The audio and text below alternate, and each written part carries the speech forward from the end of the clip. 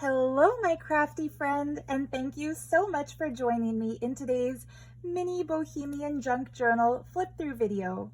So this week I've made a little book that I call The Emerald Muse, and the title is inspired by this beautiful, opulent, adorned woman who is wearing one of the most strikingly beautiful gold and emerald earrings I've ever seen. I made a book once in the past with her on the cover, and I called it The Girl with an Emerald Earring, and kind of based the theme of that book on jewelry design, jewelry history, and ornamentation in general throughout the ages. This time, because I never like to make the same book twice, I decided to kind of deviate from that theme a little bit and instead make a book inspired entirely by emeralds. And so she is my emerald muse because I was inspired by her to focus entirely on the magic, the mystery, and the beauty of emeralds. So before I go inside the pages, I'd like to tell you a little bit about the cover. I've framed her with this cool green lace that I found thrifting, so I think it's vintage, but I don't know its exact age. I put a little bit of new golden lace around that just to kind of give some movement and dimension. This stuff can kind of be pushed back like a veil. And I stuck a piece of upcycled broken jewelry that has kind of a glass emerald in one corner, and on the other corner I made kind of a makeshift pieced together variation of an emerald earring. So unlike the last book that I made with her on the cover, that I'll put a link to it in the description if you're interested, this time the earring doesn't look quite as much like the earring she's wearing, but even still I love how it came together. So the top piece with these almost like a golden topaz colored glass and a clear diamond looking stone in the middle. This was actually a really tacky ring that I found in a junk jewelry jar, and I decided to cut it off the ring base and make it the top part of an earring, and I suspended from it this pretty piece that I took from a broken earring in another jewelry jar. This piece already had these little green gems kind of glued into a void in the metal, so it's nothing real. You can tell because of the solid brass backing. I should say it's nothing extraordinarily precious. I think these are most likely some form of green jade, like a common jade, or they could also be serpentine or green aventurine, but it's really hard to identify the exact mineral when you're buying things secondhand, which the junk jewelry is secondhand. So yeah, my guess, actually, I'm 90% sure it's serpentine, which is a very common stone used a lot in, less expensive jewelry, but it still carries the properties of a natural green gemstone, which is great. And then I kind of upped it a little bit by gluing 3 actual emerald pieces in the center of all of what I assume is serpentine. So you see this really dark green stone and kind of the minty green stones next to it. Those are genuine emeralds, and I buy those in bulk to use in stuff that I like to do that's kind of like a take on mosaics, but using inlay stones. So all of that is layered on top of this vintage scarf that wraps around the whole cover. I loved this scarf, especially because the border looks like it has emeralds set in platinum or something, and it really fit the theme. I don't know the maker of the scarf, but the tag on it, and it was a thrifted piece, so I didn't buy it new, definitely vintage. The tag marked it as 100% silk and made in Italy. So I'm mentioning that as full disclosure for my vegan friends out there. If you've been thinking of buying this one but you avoid silk products, just as a heads up, this scarf piece is silk, but it's not supporting the industry. It was thrifted. Okay, so the closure is also a thrifted textile piece. It's just some really cool yarn with a two-tone green color and some kind of silvery threads woven into it. Really pretty. And it is removable if you wanted to swap that out for a different closure. I've just put it underneath this cluster piece. So the cluster is only attached on the top and the bottom, which means you can hide a secret message under her if you'd like to, or you could change out the closure tie for something else if you prefer something else. Okay, so with all that said, let's go inside the book. It's lined with some green fabric that came from a stash of fabric scraps that my grandma gave me. The color was just perfect as the background. This big pocket is a piece of highly ornamented sequined green velvet trim. And I cut this out of a sari just to adorn the upper cover to kind of balance visually what we have going on here. I made an origami envelope and I stuffed it with just a few vintage nabob coffee tags just for fun, because us crafters like vintage papers and old pieces of ephemera like that. And I also printed out a Mucha astrology image, but with a green tone. Left it blank on the other side other than inked edges, so this would be a great place for journaling. Maybe write down your intention for the book, what you plan to achieve by filling up the pages, dedicate it, and whatever you choose to do. And this page here is from a vintage ledger from the 1960s. And I just attached another piece of upcycled vintage jewelry that came out of one of my cherished treasure troves, those junk jewelry jars that you can find thrifting. You never know what treasure you'll find inside them. So I just stuck that on with a brad and then backed it with some bright pink fabric scrap, because I felt like with all the green, we need just a little bit of a contrasting color to pop it out. And I felt like the pink really went well with the pink stripes on the ledger. So you could easily take off the brad and use this piece of earring elsewhere if you wanted to. Our first page is a printable from Release the Craftin. That's a printable design from Bohemian Bazaar. This I found as a public domain image by searching vintage emerald illustrations, and it's a design of the Emerald City from the original Wizard of Oz. So not the Hollywood movie, but the much older book version. And it just looks so mythical and fanciful. So I printed that on cardstock and then really carefully cut out all the cool emerald towers. And I thought that just looks gorgeous over this coffee dyed paper. So in there, I put out a printout of some alchemical information about emeralds. And I backed that on just a pretty ornamental page from ThePaperCameo. I tried to keep all of the tabs and trim kind of green colored, so that's some fun embroidered sari trim. The Emerald City wrapped around to the other side, and I put in just a little bookmark that I made out of some sparkly green scrapbooking paper. I felt like this went well with the Emerald City because it reminds me of if the ruby slippers were emerald slippers. So just some fun textured sari trim on another printed page. This is such a cool design. It is ornamental paper from the Renaissance collection in, oh boy, what is her? I'll put a link to all the artists whose printables I used in the video description because I'm getting a mind blank right now, but I love her printable set that's called the Renaissance. It's full of really cool designs.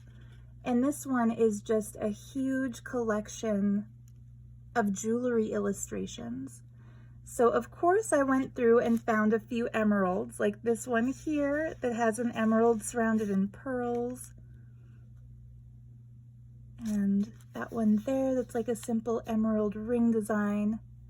I won't point them all out. You can have some fun looking at that on your own if you choose to.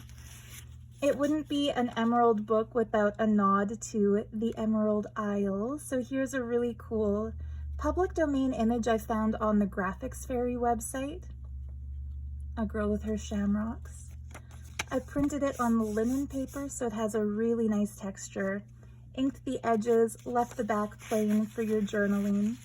The belly band is just some pretty Indian embroidered fabric. I included a little tuck spot made out of an moldavite print because moldavite, I've made whole videos about the mystical properties of moldavite on my other YouTube channel where I talk more about crystal healing and tarot and mystical things. But in the Book of Stones by Robert Simmons and Naisha Asian, they mention that you can connect with the healing properties of gemstones, not only through having a physical stone, but also by looking at a photograph of a stone, because that resonance or the vibration of the stone is carried through in the pictures. So I feel like this just kind of adds some spiritual power to the book. And some people refer to moldavite as Bohemian emeralds because they come from the Bohemian Plateau and the Czech Republic area. So it's kind of a fun piece. I didn't put anything behind it because the book was getting too fat by the time I added this, but you could certainly add, oh, I know what I'll put there. I had set aside some little pieces of paper from a 1968 day planner that I thought I could include. I'll just put those right there. I pulled out all the pages that were still in it for the month of May, just because emerald is considered the May birthstone. I hope your birthday is not May 1st because it starts with the 2nd, but I thought it was super adorable that whoever had this day planner, their kid had gone in and written all these little lines. I don't know about you, but I definitely did that when I was a kid. I used to think that I was writing some kind of very important document or important message, and I'd have my idea of what it means, and it looked like scribbly lines like that. My mom was recently telling me she did that too. Of course, it's a light pencil, so if you wanted to use this for journaling, you could write over top of it. And just to show you, this is where I pulled it out of the book, so I don't know what happened to May 1st, but sadly it's no longer there. Okay. That's a vintage envelope that I stuck some pretty green trim because I felt like the color just corresponded perfectly with the sage green in this printable. I left it just as it is, other than adding these little ornaments to the corner. And then inside, I stuck an oracle card that had beautiful green imagery. Legends, learn from those who inspire you. So pretty, right? She looks like she could be the Lady of the Lake in Avalon. There's this beautiful divine feminine spirit coming out of the sky. There's what looks to be a leprechaun. This pretty salamander maybe, or some kind of a lizard. Just really cool design. I love the art of Josephine Wall. She's so magical. The back of the card just looks like that. So of course you could use this envelope page to keep whatever you want in it. And you could also take like a letter opener and just rip it open here and here, and then add more journaling space if you wanted to, but I kind of like having pockets in the books. This was a ripped out piece of a vintage book about how to use your typewriter, how to type. I like how it has different types of fonts and examples of typing in it. This is a vintage or antique book page. It's all in characters. I'm not sure whether they're Chinese or Japanese, but it's a really cool book I found at a local antique shop. Added some bright pink trim, again to kind of contrast with all the green and to complement all the green.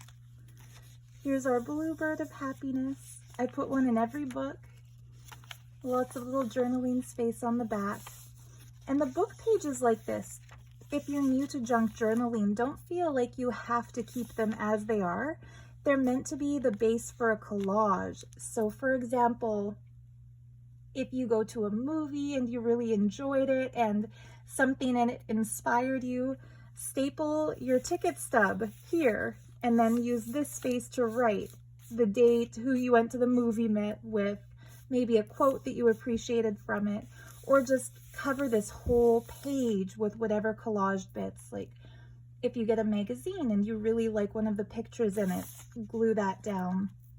Or what other journal makers have suggested is take white paint or gesso and just paint over all of this so that you can write on the entire page. Like there's a lot you can do with these.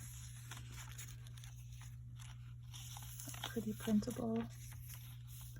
This is some genuine vintage wallpaper from 1928 out of a Sears wallpaper sample book. This was one of their high-end pieces. Believe it or not, 30 cents a roll was expensive back then. And I find that very funny because my newest little wallpaper sample book score, in the back it says the rolls start at $100 a roll and there's a minimum 6 roll order. So imagine getting high-end wallpaper back then cost you 30 cents and getting high-end wallpaper now costs you a minimum of $600. So it's just kind of funny. I like that about vintage ephemera, seeing their old prices. There's some coffee dyed paper with gorgeous sequined trim as a pocket. And I just made a print of a vintage illustration of raw emerald. I love how this page turned out. I made a tuck spot out of a print of an old emerald brooch. And I just glued a little plastic faux emerald jewel to the center to give it some dimension. And then some journaling space on this page here. This is a pocket you could tuck some secret message into.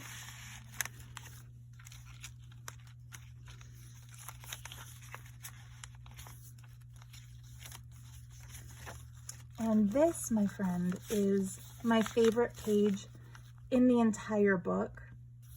And so the background is a printable from the medieval Mirage Bohemian Bazaar collection. And over top of that, I laid a cutout of a print of Mahalakshmi, the goddess of wealth. So part of the emerald mythology is that emerald attracts wealth and abundance, and people have used it in crystal healing for becoming affluent, realizing their goals, getting what they want in life. And it's also a crystal for the heart chakra, which is what I love so much about emerald and greenstones in general. And the heart chakra is like our inner vortex of unconditional love. When we think of the 7 chakras or the 7 inner energy centers in the human body that move along the spine, the root chakra, which governs our groundedness and practicality, is at the base of the spine. The sacral chakra, which governs our sexual health, desire, and enjoyment of pleasure, is located between the root and the navel. The solar plexus, which is about will, work ethic, and ambition, that's at the navel area. And then the heart is kind of in the center of the chest, where our physical heart would be, but not so far to the left, more centered. And then above the heart, there's our throat chakra in the throat, which is all about self-expression, creativity, individuality, being articulate when we speak, being able to put our thoughts into words. The third eye chakra, which is between the brows, is about our intuitive, mystical vision, psychic abilities, divinatory abilities, higher thinking, wisdom. And then the crown chakra at the top of the head, kind of like the top of the skull, that is our channeling chakra. It's like the prayerful center that in Vedic illustrations, it's depicted by the 1,000-petaled lotus. So imagine like a flower blooming at the top of your head, and that flower is equally a beacon sending your prayers, your intentions, and your divine thoughts upward. And it's also like a receptacle or like a receiving area where blessings can flow down from above.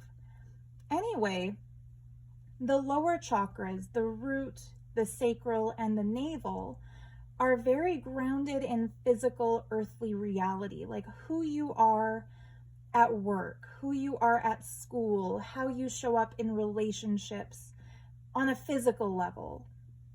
Whereas the higher chakras, the throat, the third eye, and the crown, are more about who you are in the depths of your spirituality, what inspires you, how creative ideas flow through you, how you interpret reality, how you see existence, and how you connect with the forces above. And oftentimes, people who are closed off to spirituality will live predominantly in the lower chakras. So life will be based on getting money, getting sex, eating good food, relaxing, having a spa day, like just enjoying the physical earthly life. And a lot of the times, people who are very spiritually inspired and spiritually motivated will find that to be dull and worldly and will seek to annihilate kind of the pleasures of life, and they will live in the higher chakras. So they will only be interested in things that are of a spiritual nature. And so they kind of get up there into the third eye and the crown, but they have trouble relating with quote unquote normal people and vice versa. So the heart chakra at the center, which is represented by the color green, and it is like awakened and empowered by green gemstones, and just looking at the color green, that chakra is like the bridge between our lower identity and our higher identity. And when the heart chakra is open and flowing, we can kind of balance our energy between both the worldly stuff and the spiritual drive and spiritual aspirations. So it's kind of like an embodiment of the middle way or the middle path. You don't have to renounce all the pleasures in order to experience the divine inspiration and sacred connections. And so I feel like of all the chakras we can choose to make our meditative focus, starting with the heart can be so powerful, because when the heart is balanced, we become love, we radiate love, we can appreciate and accept love from others, and also we'll be able to empower ourselves by living the life that's comfortable and enjoyable in the physical realm, but also inspired and uplifting in the spiritual realm. Okay, I'm sorry, I didn't mean to go on a big, huge spiritual discourse rant here, but I just wanted to kind of explain why emerald is such a precious stone. You might have noticed that my background book here is a book about Indian jewelry, and I opened it to the page of emeralds where it actually says emerald was considered a precious gemstone to the Vedic culture as early as the Rig Veda, which nobody really knows when the Rig Veda was written. It says 1500 to 1000 BC. Personally, I believe it's older than that, but I'm no archaeologist, so I can't prove it, but I feel like that's a lowball estimate for its age. But it's been described in all kinds of Sanskrit literature, including Mahabharata, which is the story of the sacred war between the Pandavas, and Krishna led that army. So it also says that, let's see, it was called the Maharatnani, which would translate to mean one of the 5 most powerful. Like Maha means like great, and Ratna is gemstone. So like one of the 5 most precious gemstones in the sacred Sanskrit literature. And I think that's probably because it's such a strong force of awakening for the heart, the Anahata Chakra. So what I've used to clip this beautiful Lakshmi print is probably the most precious piece within this entire book. I took an upcycled piece of Lakshmi jewelry. So see the lotus and Lakshmi with her hand up. It's the same image that we see here, but in golden jewelry form. And I surrounded her with natural emerald stones. So the same kind of little emeralds that you saw on the cover of the book in that little dangly earring bit. I made a frame. I made this kind of golden circle piece that's going around out of polymer clay and then gilded it with mica powder. And then the most precious piece here is a piece of upcycled fine jewelry from France that I bought to use in my personal junk journal.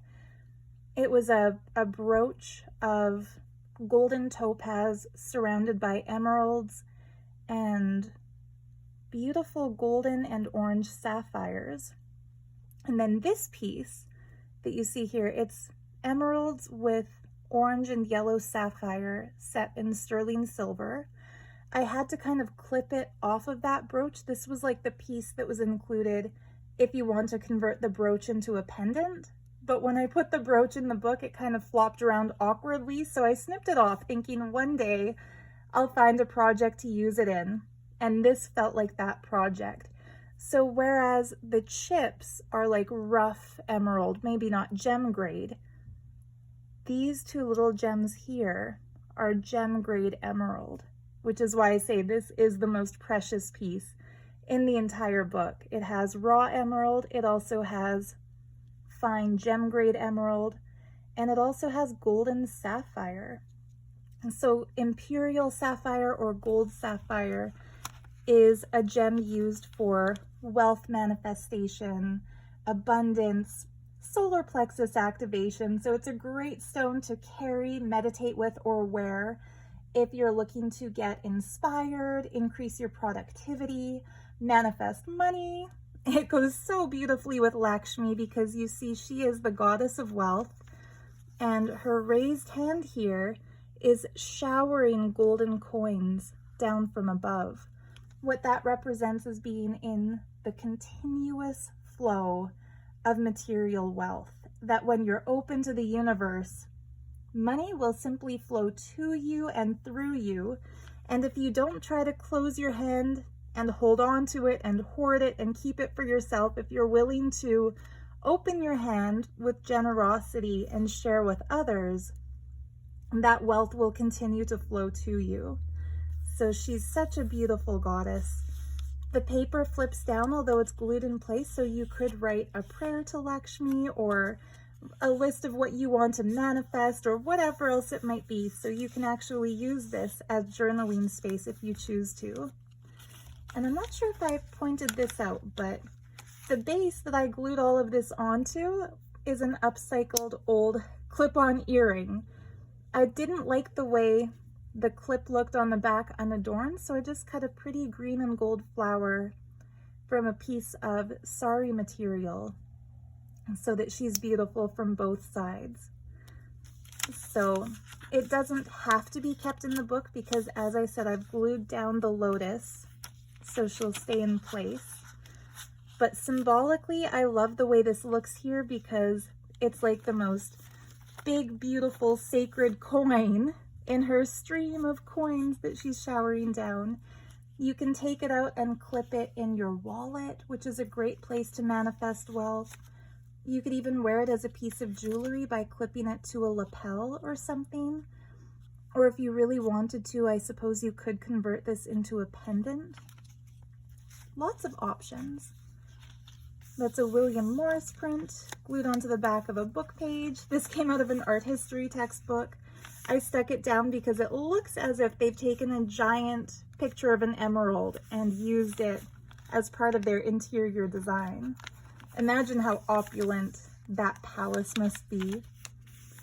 There's another pretty piece from that Renaissance collection. TaylorMadeJournals, that's her name. Sometimes when you stop trying to remember something, it pops back into your head. Yeah, I love that printable set from her. This is some coffee dyed green ledger paper, and I folded it up, so that's a tuck spot. I left it empty because the book was getting full, but you know what I'm gonna put there? Is a train ticket from Sri Lanka, because Sri Lanka used to be called Ceylon, is one of the sources for emeralds, as I read about in this beautiful Indian jewelry book. So I stuck just a really cool printout of some vintage design into here. I felt like Art Deco goes with emeralds. And then these are genuine vintage stamps. If you're one of my regular viewers, you know I love to put stamps in my journals. It just adds some cool, old, authentic feel to it. So the center has tons of journaling space on this ledger. I put this beautiful kind of sun disc of a wheel from embroidered fabric there. One of the string dangles, I just put a fussy cut double-sided emerald. And then the other, I really love how this idea came to me. I made a little mini book that's kind of like a teeny tiny little junk journal with all kinds of different junk journaling paper, including this for my ASMR lovers. Isn't that a cool crinkle sound? That is baking paper that I've coffee dyed. So it just looks really cool. And it can slide up and down on the string. I didn't fully bind it in, I just kind of wove the center string through it, left it a little long, and tied some pretty green glass dangles to it. So there are a little bit of dangles hanging from the book. Just gold trim, a green faux gemstone. And the other side, another thing I love to include in every single journal I make is a piece of genuine ephemera from a Victorian scrapbook. So this is authentic to the 1870s or the 1880s. The book was started in the 1870s, but the lady who put her calling cards in it, kept going into the 1880s. But such a cool piece. It's like a tea card, but it would have been in some baking soda. More old stamps. I love the way Queen Elizabeth looked in this vintage Canadian stamp. So cool.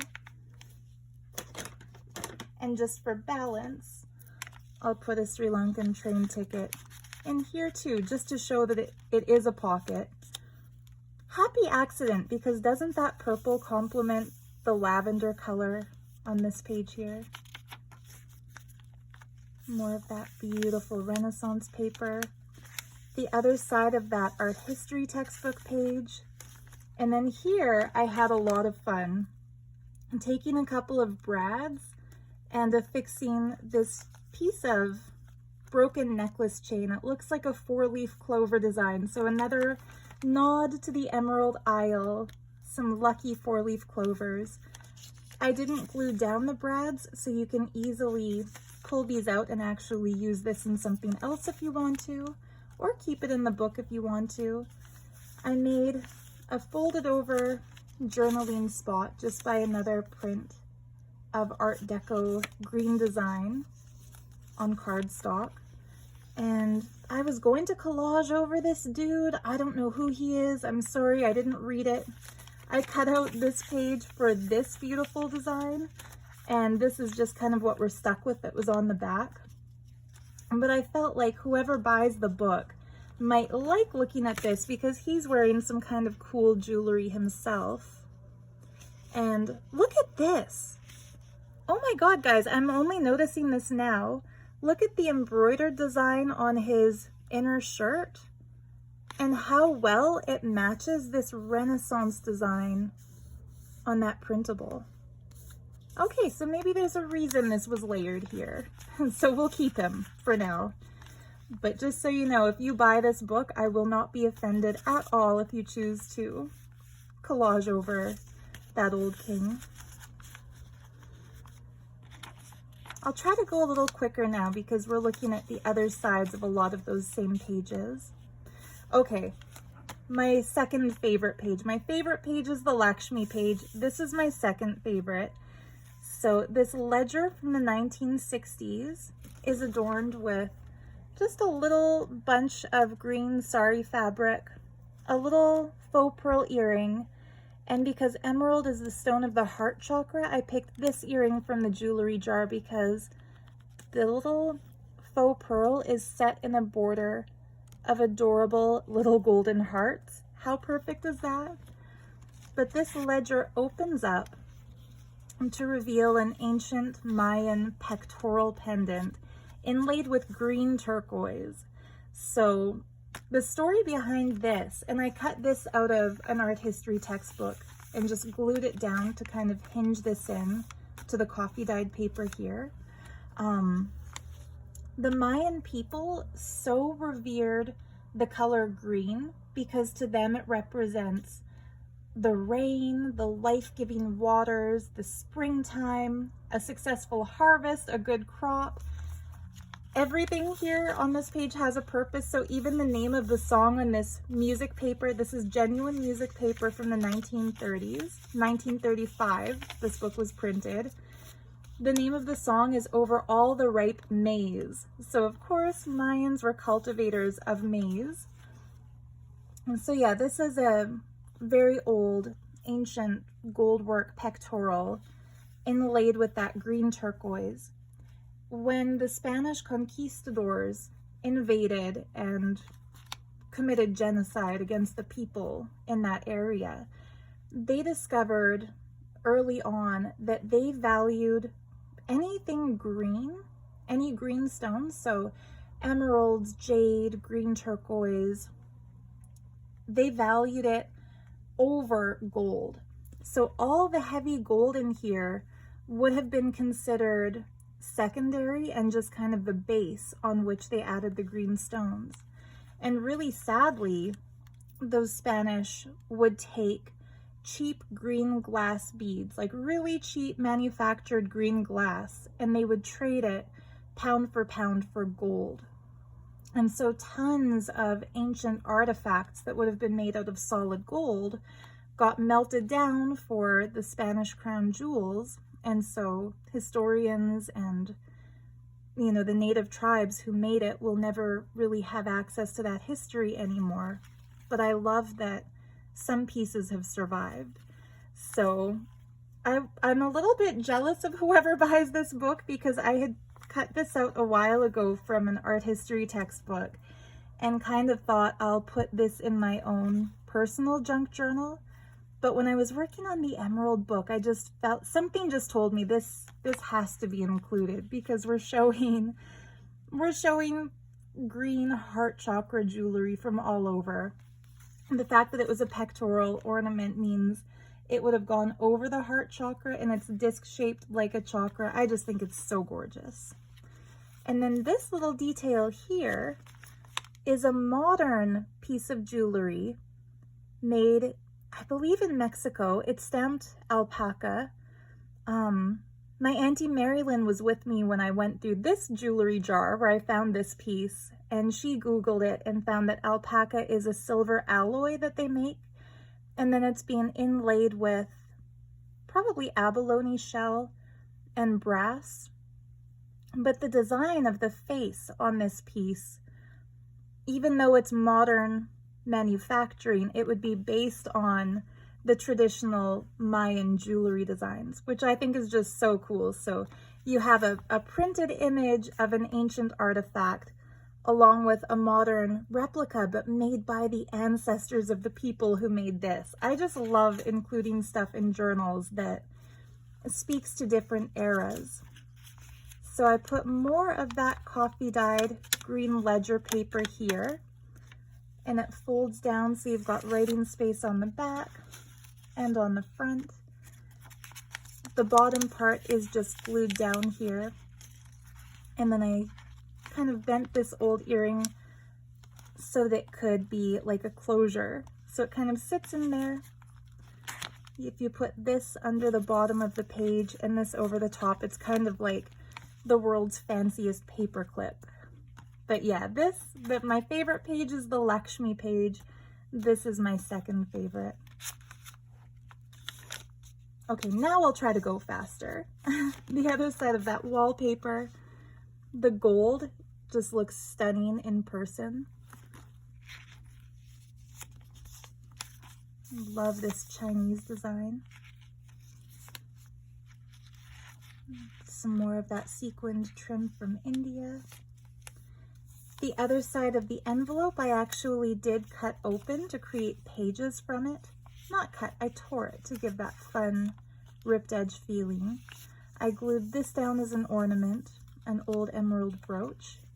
And then inside, you've got not only all the writing space, that little bit sticking out, but you also have some Post-it note style sticky notes with green raw crystals and a green faceted gem.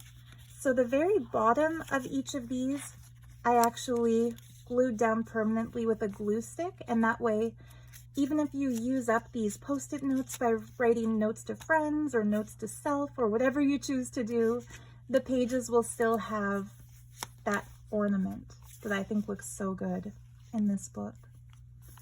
That's just how it was. I didn't write any of this stuff. I wonder what was initially in this envelope, because 22 grams was a lot for a letter. I love that. Old stamps and cancellation stamps. It must have been from 1988.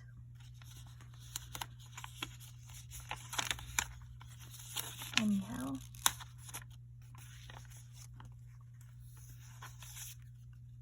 A little emerald journaling card.